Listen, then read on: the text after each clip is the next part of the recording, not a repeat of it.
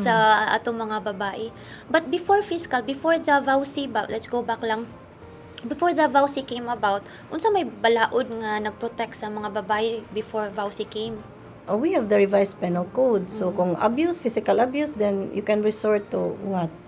To the revised penal code. Okay. So how about men kung sila ang gibattered? So revised penal code. Revised penal code for them. Physical injury. Depende sa kind of injury. Less serious, or slight. So wala pa violence against men. But I think mo yun gihiwat sa men Kilo. because daghan man sa tag nadunggan sa atong mga mga laki nga nakulatahan na sa jud babay. We cannot deny it anymore. Di magpa-blatter sila or mo-file sila sa kaso og slight physical injury. The Ganto funny- sila sa doctor magpa-medical usa. I think the funny thing, Fiscal, is that di silang mo file kay mauwaw sila, gikulata sila sa ilang That's it. asawa. Nagya po ng mentality nga sila yung They're the stronger sex. So kana nga social norm nga ato ginabalihinon nga sila ang mas sila dapat, So dapat they can equality. treat, there has to be a gender equality here. So kanang social norms, I don't know if you have seen na ay couple nga kanang basketball player gani na siya siguro unya ang iyang wife is an actress. Jessica Garcia. I think that's the one. Unya, naara sila Kramer. ipang post permino to go against the social norms ba? Moingan sila na it's okay for a man. It's cool no nga ang man will wash Wash the dish. clothes, Wash the dishes. wash Wow. dishes or change diaper.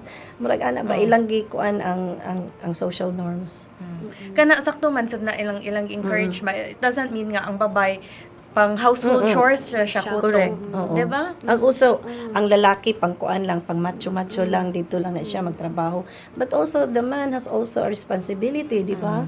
Pwede po na siya. It does not make you less a man kung maghugas kag plato, kung maglaba ka, no? Bitaw, domestic duties are not demeaning man. Diba? Ay, actually, it's more admirable kung ang correct. lalaki mo help sila sa ilahang asawa, di ba?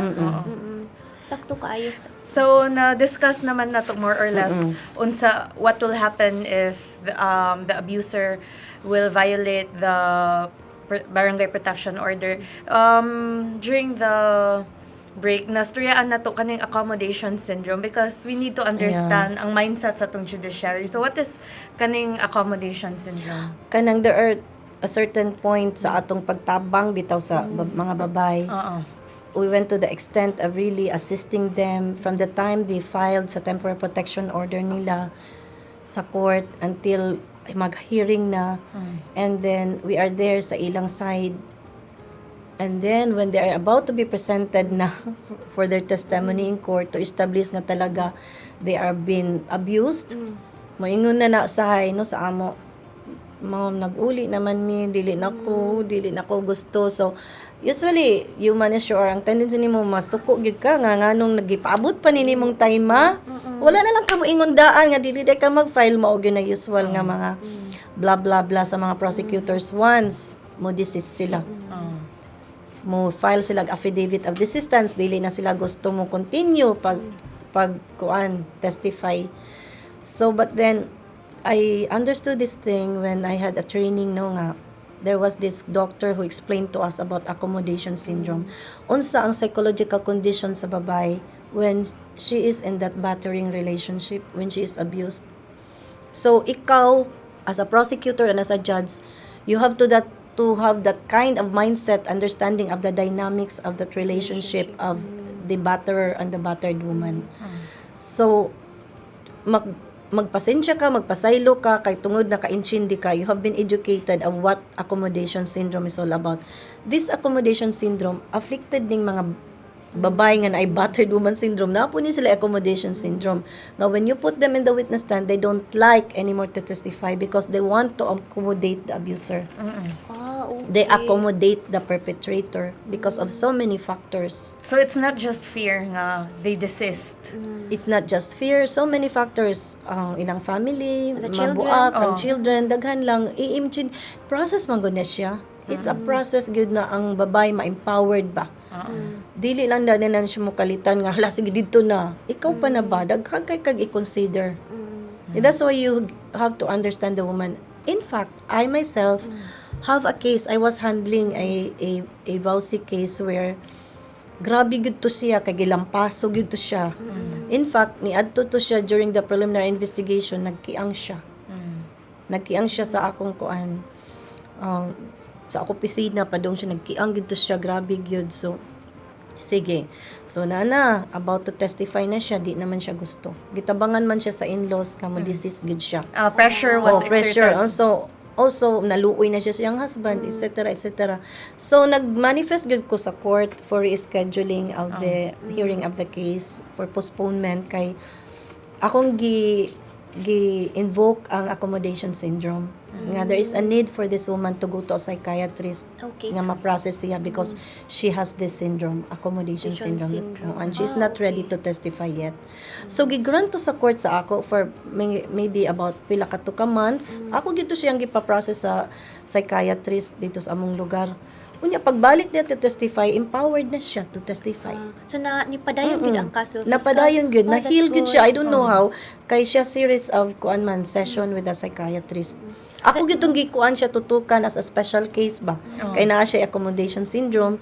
I really had kuan with the doctor, talk about it nga mauni siya. So niadto gito siya sa doctor, pagbalik niya ni testify siya. That's good. That's good.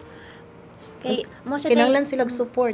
Mo sa siya no for the viewers knowledge lang, why is it nga masuko ang mga lawyers once na Ma-frustrate sila. frustrate kay of course especially for the prosecutors kay Hago na kayo. you invested not only time, Correct. knowledge but also your emotion for the victim. Kay grabe man ka mo sympathize biya sa victim.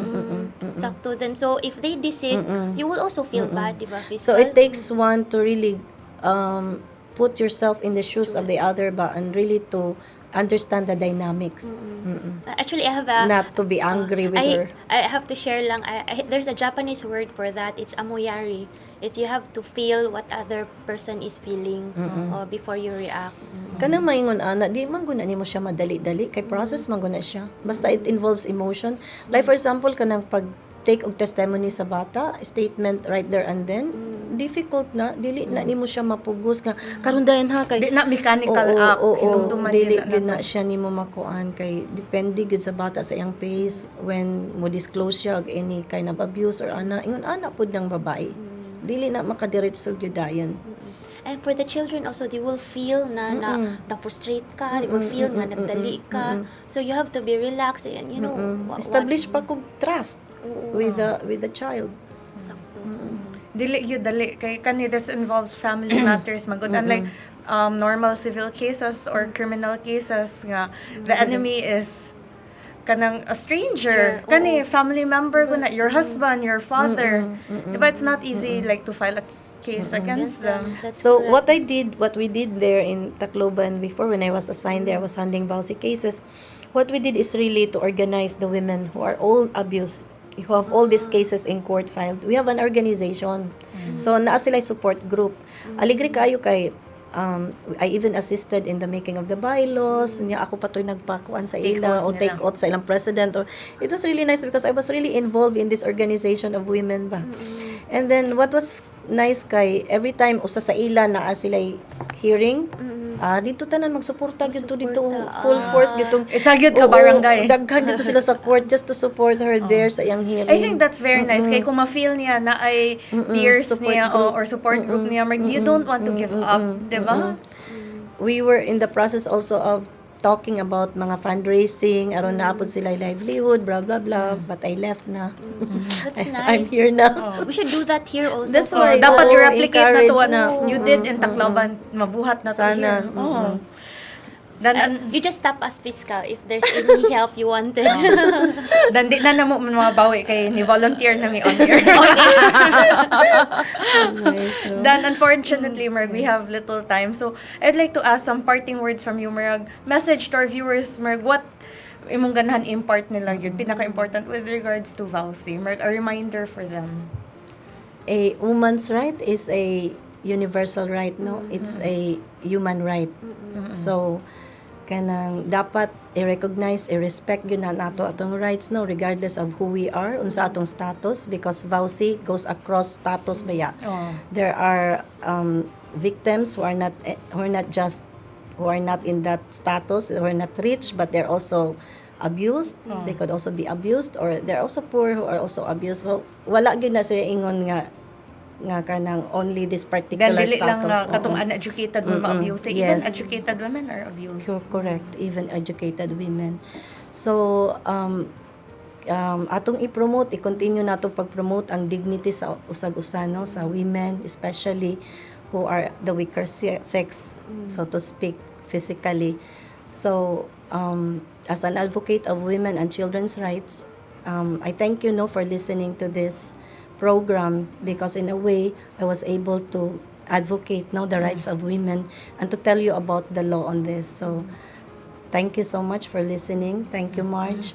Thank you also, No, Miss kami Gal. magpasalamat kay ni accept ka sa invitation. Yes, anytime. Kung ako'y time. We should do part 2 part of Vauci part 2. Kaya magdaghan pa kay tagpada ma-discuss. Actually kanang although kapila nanto na discuss ang law, ang in-depth discussion ani daghan pa kay mga nitty-gritty details nga pwede nato mastudyaan. That's correct.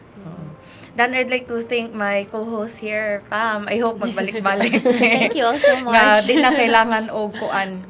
Compelling force. There's no compelling force, and I was early. Is there someone you'd like to greet for I'd like to greet my husband. So, hi Ayi, and my lovely children, Aki and Lex. I'd like to thank our viewers for staying with us tonight. I'd like to thank my co-host again, and of course, Fiscal Horda nga ni dawat sa tong invitation. Nagpalaban yung ko aning Judge Cinco nga para mo dawat siya sa tong invitation. To Judge Cinco, if you're watching right now, thank you so much for helping me invite Fiscal Horda here. My pleasure. And in behalf of the Cebu Lady Lawyers Association, I'd like to thank everyone for watching the show tonight. We hope the following week you'll be able to join us again. So thank you and good evening.